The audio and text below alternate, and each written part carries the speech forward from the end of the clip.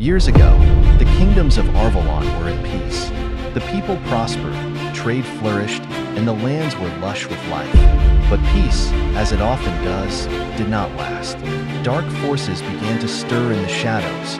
Armies of the north, ruthless and without mercy, swept through the lands like a storm, conquering villages and burning kingdoms.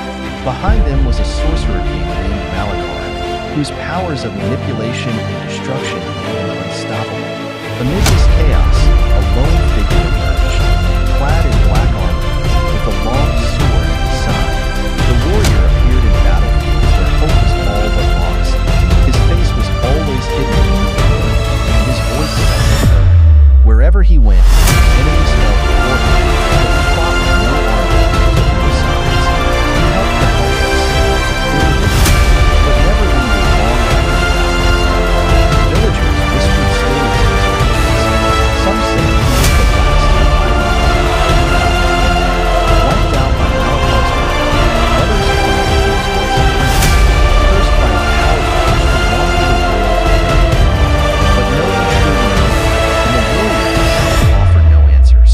One cold evening, as the autumn leaves fell like red rain, the warrior arrived at the gates of a besieged city, Ethaler. The city was the last bastion of freedom in the southern kingdoms, and Malachar's forces had surrounded it, preparing to strike at dawn. The people inside the walls were desperate, their king ready to surrender. But the warrior walked through their streets with quiet purpose. He spoke to no one, but the citizens watched with hope as he climbed the walls to face the enemy. As dawn broke, the armies of Malachar advanced, thousands of soldiers with bloodlust in their eyes. The solitary warrior stood alone on the battlefield, sword drawn, the wind howling around him. He was outnumbered beyond measure, but fear did not touch him. His eyes were focused, his body steady.